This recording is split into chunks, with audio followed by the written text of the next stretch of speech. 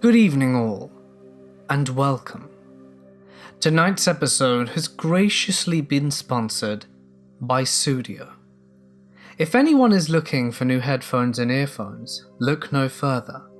Studio offer a wide range of awesome earphones, like their newest model, 12, which can be seen on screen now. They are some pretty amazing headphones if I do say so myself. And I just really like their headphones. I think all of them are really good. To top it all off, if you buy between now and the 31st of July, you get a free tote bag with any purchase. Oh, and to sweeten the deal, the code MM for Mortis Media, but just MM, gives you a 15% discount off all their products, I believe.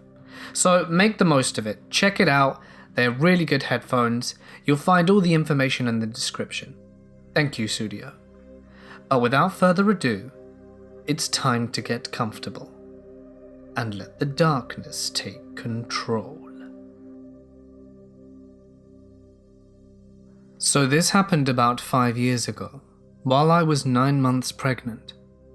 I was Christmas shopping at the mall with my then 7 and 15-year-old daughters, one Saturday night, in a very safe city with a very low crime rate. There was an Applebee's connected to the mall, and we ended our shopping pretty late, and the mall stores were starting to close. So I took my kids to the connected Applebee's for a late dinner. We finish up eating at about 10, and leave out the Applebee's entrance into the practically deserted parking lot, with shopping bags in tow. As we got to the car, I was in the middle of maneuvering the shopping bags on my arms to find my keys, when a 50-ish-year-old crusty-looking guy starts walking up from somewhere in the parking lot, with shaggy grey-white hair and a frayed flannel shirt and old jeans. I notice him briskly approaching.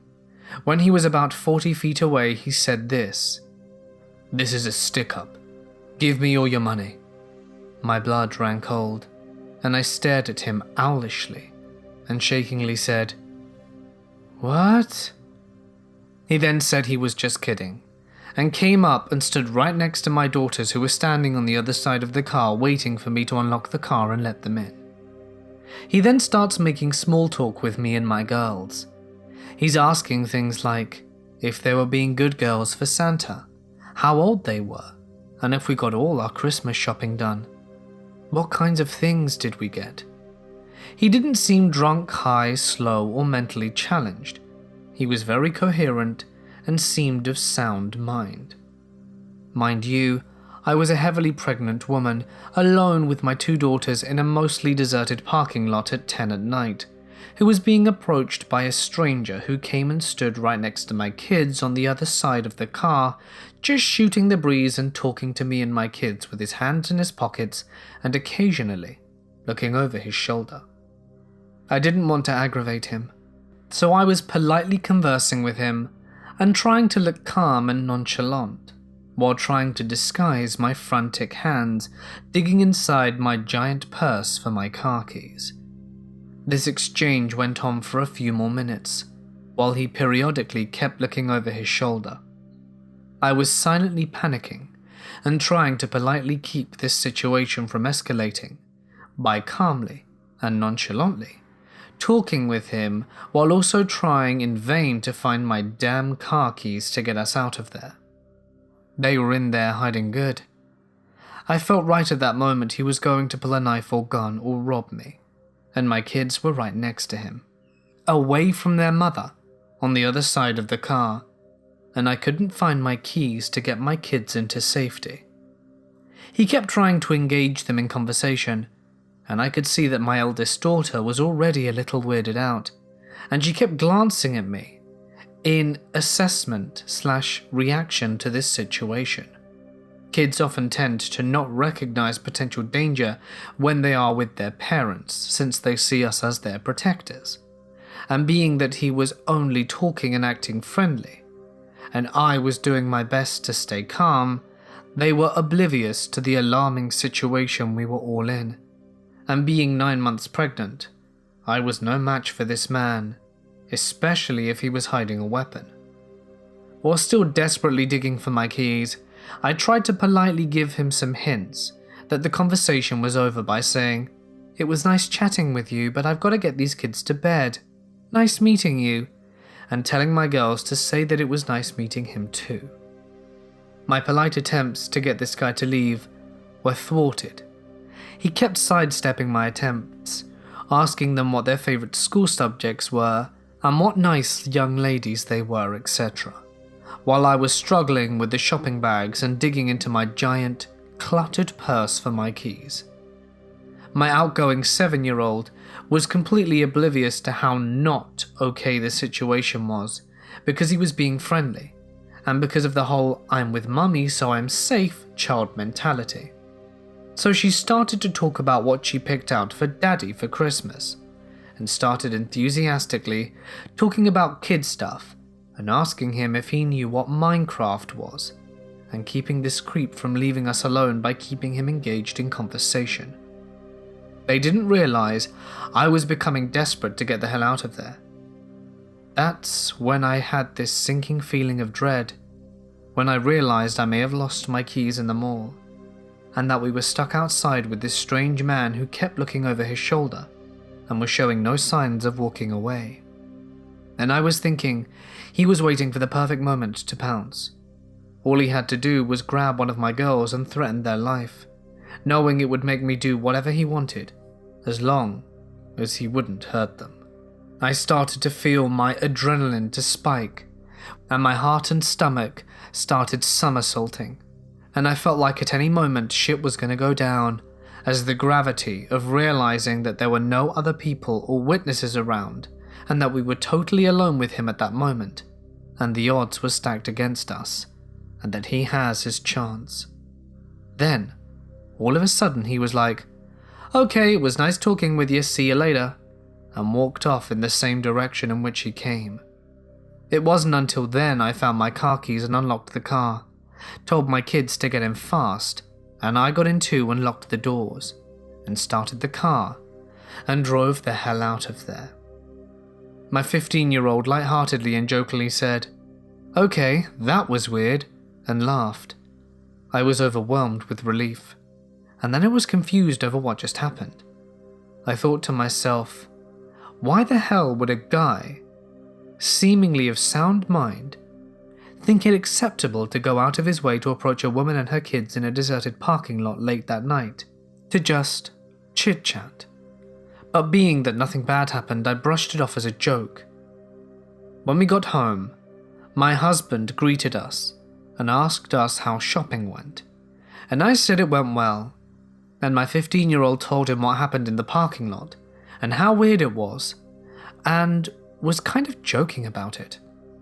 I started joking too, saying how I was mentally having a panic attack when trying to look calm, and I started making fun of myself by telling my husband how I was attempting to inconspicuously rummage through my purse to find my car keys. My husband went completely white, and I acknowledged his horrified and alarmed look, and I assured him that, albeit creepy, the guy was just talking and eventually left on his own. Now, my father-in-law is a retired sheriff deputy, and my husband went through police academy training after graduating high school.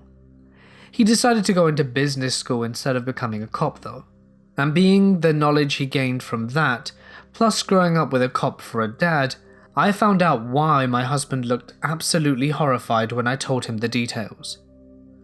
What my husband told me completely rattled me to the bone. My husband told me that he was 100% sure that the reasoning why the guy was hanging around us just chit-chatting was because he was waiting for me to unlock my car. And the reason why he was standing next to our kids was because once I unlocked the car and the kids were inside, he was most likely going to force himself into the car with the kids and hold a knife or gun to them as leverage in order to force me to cooperate, knowing that I wouldn't abandon my kids, which would force me into the car with them and do whatever he wanted me to do, which most likely would be to drive to a remote location and do God knows what. And being that he wasn't wearing a mask, suggests that his intentions were to also leave no witnesses to identify him. I then remembered that he was positioned by the backseat passenger door where my 7-year-old daughter was standing by, waiting to get in. My husband then told me that the most likely reason why the guy ended up leaving was because it took so long for me to find my keys, and the longer it took, the more anxious and spooked it made him. And the whole time I was desperate to find my keys, which through some sort of divine intervention, stayed hidden within my purse, thus saving us from a potentially horrifying experience.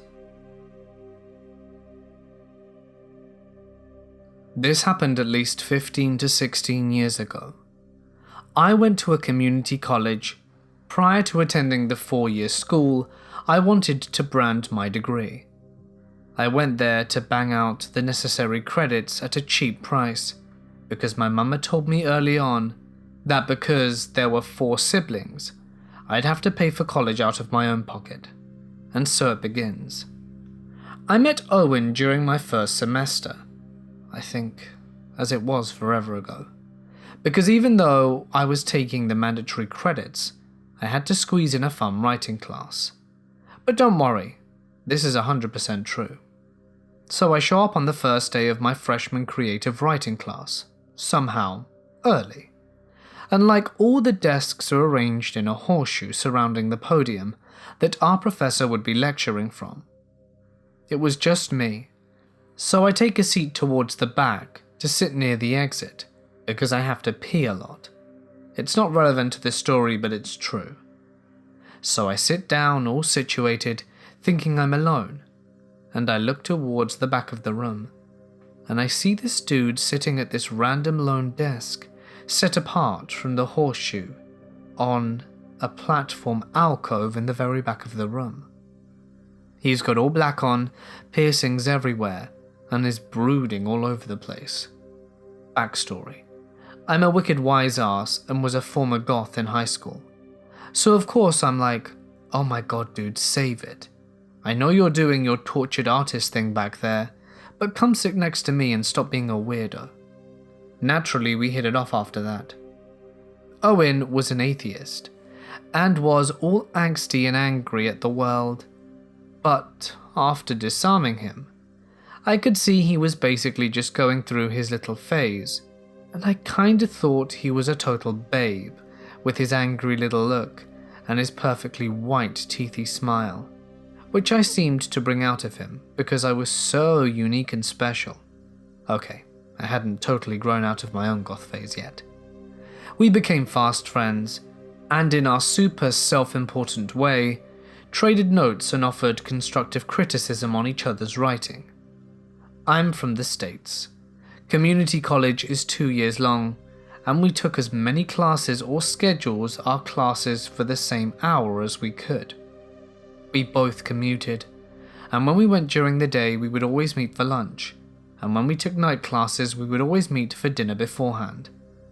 I attended this community college with my 2 best girlfriends, and they both knew Owen. Also, I had a serious boyfriend throughout my entire duration at the college, but I was young, 20s, and a little curiously flirty, you know? Anyway, fast forward to like 2 months before we graduated with our associate's degree, and all moved on to our 4-year school. Owen had been telling me about this particularly juicy short story he had been working on. Every time we would meet for lunch or dinner in the cafeteria, he would mention it and give me a little teaser, but no notes, insisting he didn't want me to see it until it was almost ready. Suffice to say I was super intrigued and eager to read it, but he withheld it until the 3rd to last week before our class, and at that point, I was working full-time and taking almost all night classes, albeit one during the day. I think he was on the same schedule too. I knew one of my best friends, Ruby, was as well, so the 3rd to last week we meet for our dinner. Ruby leaves to head to class, and then right before I leave to head to my class, he hands me his short story all nicely typed telling me it's not totally finished but he needs my feedback for next week so he can submit it for his final. I read it later that night after my boyfriend leaves my mum's house. Yes, I was that young. It's about a young, early 20s sort of cavalier girl who delivers groceries to a hermit guy. He doesn't leave his house because he has that OCD issue. So he calls this service and the girl starts delivering his groceries for him every week. She's 5'5", medium build, has long black hair and almost black eyes. My exact description at the time. Okay, cool. I take a lot from real life in my own creative writing. I mean, who doesn't? I carry on. The hermit guy becomes obsessed with the grocery delivering girl and devises a plan to keep her. I remember those words particularly. So one day she shows up unwittingly doing her weekly grocery drop-off, and hermit dude invites her inside because he needs some help with something. She steps inside, turns around to close the door, and is immediately knocked out. She wakes up in a basement of sorts, tied by the arms and legs, unable to move, to some sort of medical table.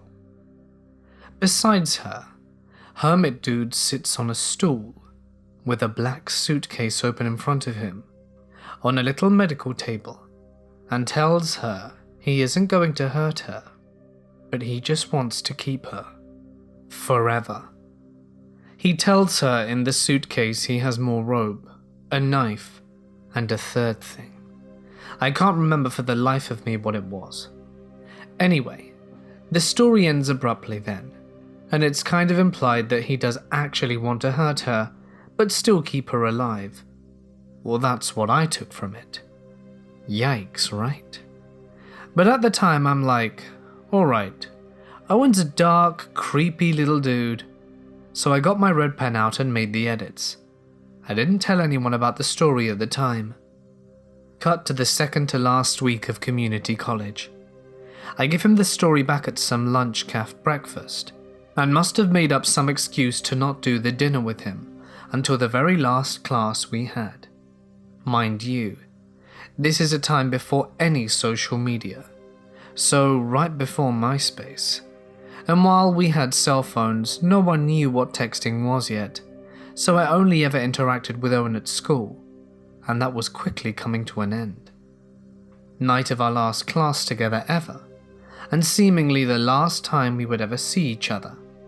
I pull into the back parking lot, where the three of us always parked, and I can see from the entrance that there is this huge bonfire going on in the middle of the parking lot.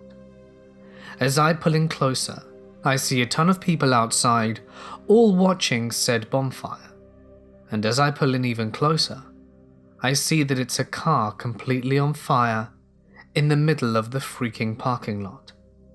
I park and scan the crowd for Owen and Ruby's faces, and when I don't see them, I rush inside, knowing this would be the type of thing that Owen would love. I arrive breathless to the cafe, to see Ruby and Owen sitting there alone, because obviously everyone was outside watching the car bonfire extravaganza. I'm like, guys, what are you doing in here? Some idiot's car's on fire. At which point, my girl Ruby starts shaking her head and saying, cool it, with her hand across her neck. And Owen says, I know, it's my car. I'm so screwed, but I don't feel like dealing with it right now. I just need to take my final, and I'll handle it after.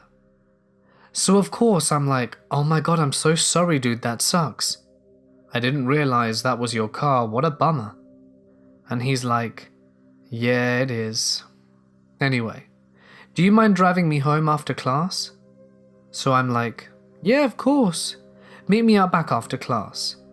So we meet outside 2 hours after class. We get in my car and he's like, before you drive me around to security to report this, can we see if there's anything I can salvage from my car? So I'm like, sure. So I T-bone his car and shine my brights into his charred, smoking mess of a vehicle. Either he opened his back door or it was missing, but I see him lean in and grab a metal gasoline tank. Okay, cool, whatever. He opens his trunk and pulls out a black suitcase and walks back to my car smiling, with the gasoline can and the suitcase. This is my first moment of true uncomfortableness. He gets in and I say nothing. I pull around to the other side of the campus where security is, thinking I'm going to let him go inside and report this and call my boyfriend and tell him what's going on, so he knows where I am if Owen murders me. I'll tell Owen that I'll wait for him in the car, and he whines and complains and guilts me into going with him to report it, because he's so traumatized, and I relent, because this is the real world, and I've known this kid for 2 years, and there's no way he set his car on fire to trap me into driving him home so that he could kill me, or keep me, or whatever.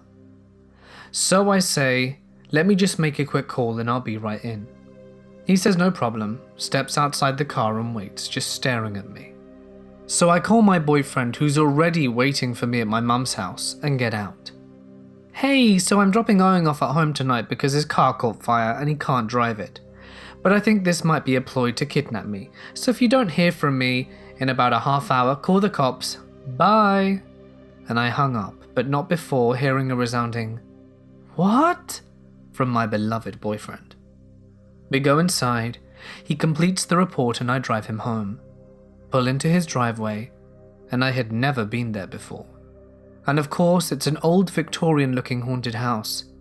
And I'm like, nope, cool, grab your stuff, don't forget your backpack, suitcase and stuff. I'll keep in touch, don't worry Owen, love ya, bye, Owen's waiting for me, gotta go. But no, that's not the end, my friends. This kid guilts me into helping get all his stuff inside.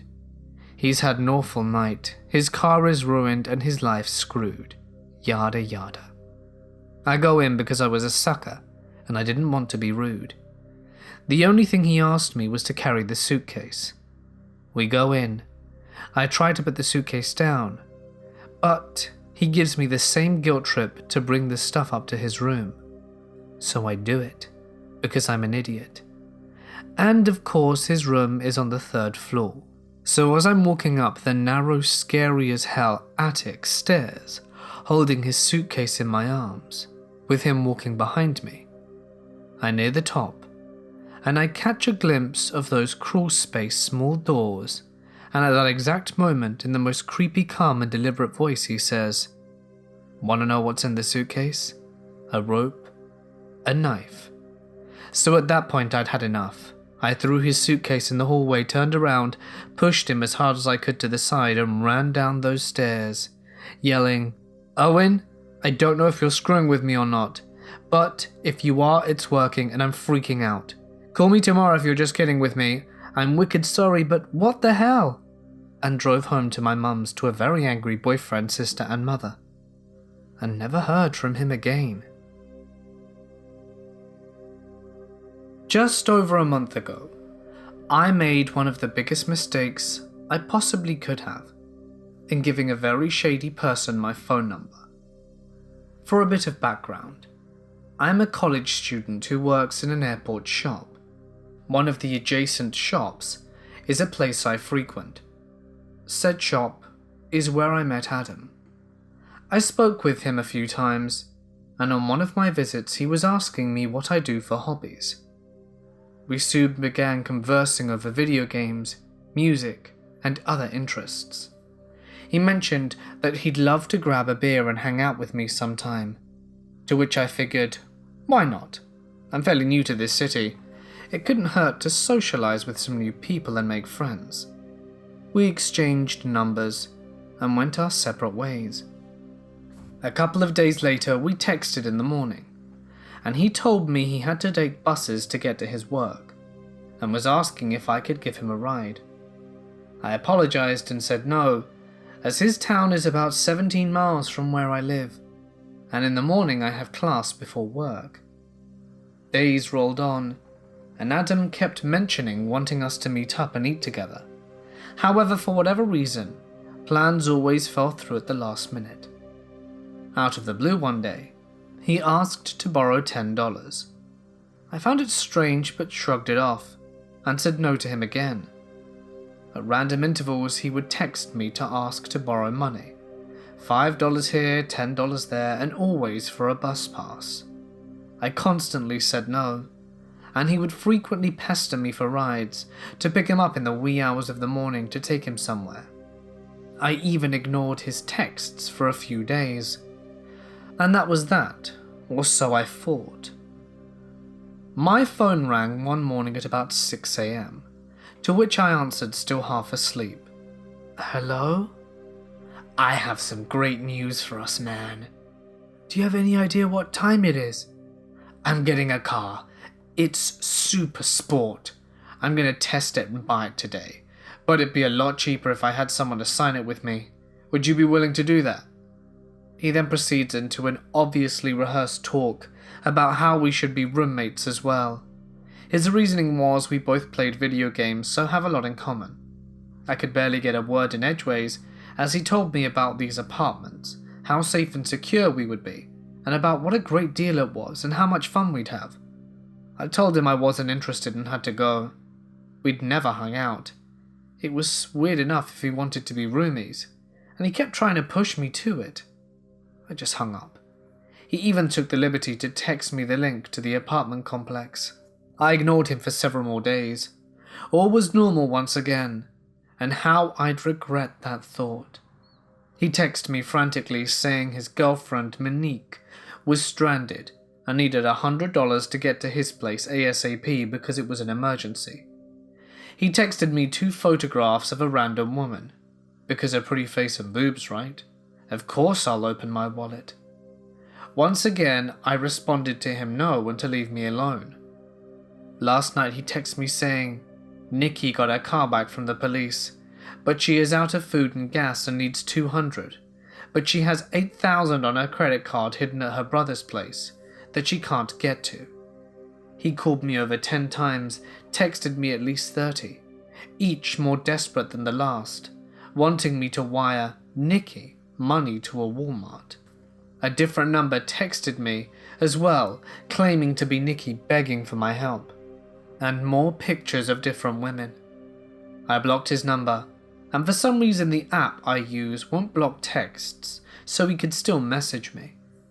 In the middle of the night he texted me once again asking for exactly $109 and was kind enough to provide his routing number and bank address. Ignored. This afternoon he asked for $20, sent a photo of a business card telling me how great the benefits were and to apply and tell them Adam recommended me. There are plenty of other creepy details about him, such as bragging that he's speaking to 20 different women, and some of his online scams that he's trying. Adam, let's never meet again. This happened yesterday, at about 7 p.m. while dog walking. I live in a pretty nice and quiet residential neighborhood that also has a few medical offices peppered among the historic houses, and one particular building has a small underground parking lot with a set of stairs leading down to it on the grassy side of the building. I have both my dog, Booze, Frenchie, and my dad's dog, Cooper, a Chihuahua, and they're both making a beeline for the grass on that side of the building to do their business. We pass by the stairwell, and I just so happen to glance down there and see an older, disheveled-looking man just standing at the bottom of the short stairwell, staring up at me blankly and creepily. Weird, but okay. We're between Midtown and Downtown, so it wasn't unusual to see transient and sketchy people pass through, since we were near a bus line. He says a faint, "Hey," and I say, "Hi," and keep walking thinking he's just weird for standing there like that. We go down the grass a little ways, and he emerges from the stairwell. I can see him moving towards me out of the corner of my eye, as I'm terrified to keep an eye on the dogs. He stops about 5 feet from me and says, "I'm looking for a girlfriend." Without looking at him directly, I say, "Can't help you there." Put some sass into my reply, and at that point my dogs decide it was the perfect time to take a crap, of course. I'm thinking he'll just go now, but he walked a few steps closer and doesn't say anything while staring at me. When I bend down to pick up the poop, he's suddenly standing about 3 feet behind me and says, "Yeah, I'm not really looking for a girlfriend. Just someone to have some fun with, you know. A good time." "Uh-huh," I answer. I really didn't like being this close to him, so I turn to give him the side eye, and he says, "You're really cute." Thanks. I walk to the corner with him following us. I start looking around for other people, and thankfully as I get to the corner with him following closely behind, there's a family crossing in the opposite direction, so I make it a point to greet them as if they were familiar to me. As I get to the opposite corner, the dogs want to sniff around more, so I casually look back, and he's standing in the middle of the sidewalk, hands in pockets just staring. The dog finally moved on, and I could feel him watching me as I walked down the next block. I think, screw this guy. We're not about to end up on the first 48 inches, and started zigging and zagging back to my actual street, which is busy during the day, all the while occasionally looking back to see if we're being followed. We managed to make it home without further incident, but creepy stairwell guy? I'd rather if we did not meet again. Before I get into this, I have to note, because a lot of my actions in this story are very stupid. When this happened, I was a naive and stupid 18-year-old. I was raised very isolated and had been given absolutely no life lessons or real-world lessons by my parents, because they thought I would never leave home. But that's a whole other story. So when I was kicked out a few months prior to this event, I learnt everything the hard way. I had some extra money after I had paid rent, a thing I'd never had. So I decided to check out this restaurant I had been wanting to go to. I leave the restaurant and decided, while I was out, to go buy cat litter and a CVS across the street. I left without the cat litter because they didn't carry a brand I usually went with. This is where I ran into a dude I never got the name of, but he's crucial to the story. He was a panhandler, not very uncommon in the town, and he cornered me and started rambling on about something. He was talking so fast and scattered, I didn't catch everything he was saying, but it was clear he wanted money. I kept reiterating to him I didn't have any cash, just a debit card that didn't work at any ATMs, which wasn't a lie. It was a debit card issued by the Cash app. Even so, he started to lead me to an ATM to get money out for him. At one point, he took my phone and called himself to get his number in my phone for some reason. When he pulls me to this ATM, a woman is standing in front of it. I recognized the woman because she had stopped me earlier on the street to ask for directions, but left like she was frustrated when I pulled out my phone to find it on Google Maps. She and the man get into an argument, which I have now reason to believe was staged. I heavily believed these two were working together. She calls security over, and the man makes a show telling the woman that he's going to shoot her. The woman pulls me off, introduces herself as Beth Weasel, and keeps reiterating to me how she saved me from this man. She keeps bringing this up all through the night of the event, how she saved me from him. I was so frazzled from the event, she somehow convinced me that I should give her $20, as her original story was something along the lines of her sister being in jail and her car getting towed, and she just needed $20 more to make bail for her sister. I don't really remember the reason for the alleged jailing. She spoke so fast it was hard to get a lot out of her. I mentioned that my card didn't work on ATMs, but I believe it can get cash back. She dragged me to a Walgreens and asked me to get cash back there. Turns out I was wrong. I couldn't get cash off the card in any way by conventional means. I didn't have a bank account to cash out from the Cash app, which is why I had the debit card linked to the Cash app. That's also another story involving Chase screwing me. This is where everything started. She is absolutely desperate to get money out of me. A lot of things happened that can be summed up in a very few points. She drags me around a few stores in the block to try and get cash back, and it doesn't work at any. And she hatches a scam to buy batteries at a gas station, bring them to a CSV, claim to return them, and get money that way. Well, it does work, and I give her $15, thinking the deed is done. She suddenly needs more. This goes back and forth, with the buying and returning at another store scam until she trips up. Instead of buying batteries, she buys hair dye at Walgreens to return at CVS. CVS doesn't carry that brand and the scheme was broken.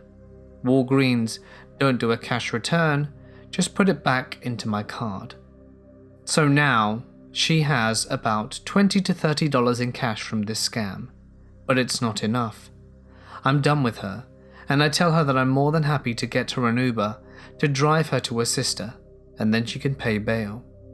She keeps freaking out, telling me how Ubers are so unsafe, but finally does agree to the Uber, but not for the reason I wanted to get her one. Now she has a new plan to get money off the hair dye. Take the hair dye to the original Walgreens, return it at the Walgreens, and get store credit on a card. Bring the store credit card to the second Walgreens, buy hair dye there with the card, and bring hair dye to Walgreens 3 and return for cash. The plan only worked because the dude at the register knew her, probably knew what was happening, and gave me cash instead of a card because he felt bad for me. He insisted on signing me up for a Walgreens reward card and typed into the field, "Sorry for her." Uber driver returned us to our original part of town near the restaurant mentioned earlier. She insists that she wants to repay me for being so kind to her, and the Uber drives us to various places downtown. She disappeared for 10 to 20 minutes at a time and returns, claiming that she'd left her purse at a friend's apartment, and he won't let her in, so now she has to go to his mum's apartment to get his mum to call him. The Uber driver is eventually fed up and offers to drop me home. I don't want this woman knowing where I live, so I say no and break down crying, because I just want to go home. He drops us both off at a Waffle House. She blows up on me, claiming me acting crazy and crying and why he didn't want to drive us anymore. I yell back at her.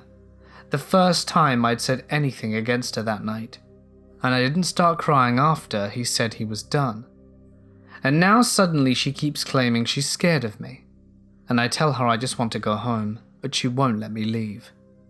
Eventually she starts going on about how we could go to the hospital and sleep there, and that in the morning she'll take me to a bank so she can repay me or something. I don't buy it for a second, but there is a hospital within walking distance of the Waffle House where we were, and I told her I would only go there. My plan was to leave once she was there and walk home, which was only a 3-mile walk.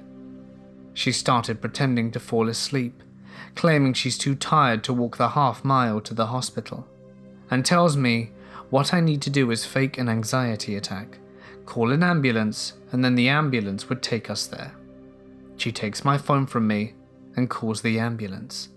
I'm now furious, because I kept saying no, and it seems illegal, but it's already done. So I'm just like, we're going to the downtown hospital. I won't go to any other. That way, I still have my plan to walk the 3 miles home. She agrees right up until the ambulance gets there, and tells them, "You know what? Her mom wants her to go to the hospital in the east of town. This is closer to her house apparently. And as for me? 13 miles away from my home. It's 3 a.m. by this point, and the buses have stopped running for the night. I would be stranded. The only reason I got out of it is one of the paramedics knew Beth. She made her sit in the front seat while she, the paramedic, drove. The man paramedic sat in the back with me and didn't have a clue what was going on. When we got there, the woman made Beth go to the lobby, and I broke down crying, saying I'd been held hostage all night by her and just wanted to go home. The paramedic told me she knew what was happening. Beth had done this multiple times before. Eventually a cop drove me home, and that was the end of the night. Some of the things that happened I didn't know how to fit into the story without breaking the flow of it. She kept claiming that she needed to pee every 10 minutes, but would then spend 15 to 20 minutes in the bathroom. At one point she forced me to stand in the bathroom with her so I wouldn't leave her sight. She kept trying to convince me she was a rich businesswoman, and her dad was a very wealthy landowner named Ben Weasel. To her credit, Ben Weasel does exist and he is a landowner, but he's 30 years old. His kids in his photos are elementary aged, and Beth looked to be 40 to 50. She keeps telling me that if I stayed with her, she'd buy me all these things. Buy me a car, get me my own apartment in the nice part of town. I didn't believe any of it, but honestly, I was stuck with her in a very bad part of town, and I'd rather stick with a crazy, not armed and dangerous woman than a random dude that might be worse and tried to steal my money.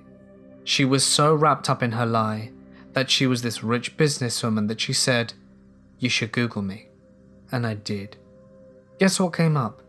Police records, a story about a stolen car that she was involved with, and a news article archive from the late 80s about her trying to bribe someone into not reporting a pit bull killing their dog.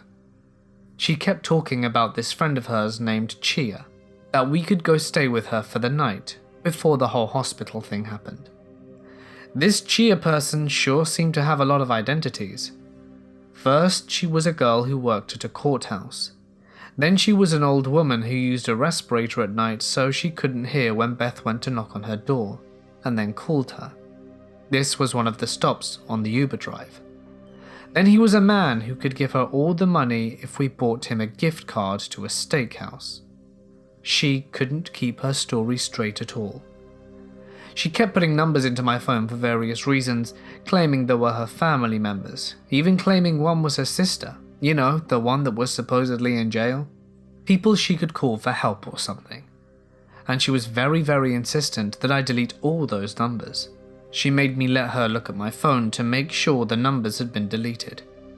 If it wasn't for that, I probably would have called them out of curiosity after the fact. She got very weird every time I took my phone out, even though I wasn't doing anything but looking at the time. At one point I took my charger out of my purse, and she freaked out thinking I had a gun. The dude I initially ran into that led me into this trap popped up again, knocking on the window of a gas station we were in, and Beth made a huge show of calling the cops on him. He left immediately after knocking on the window.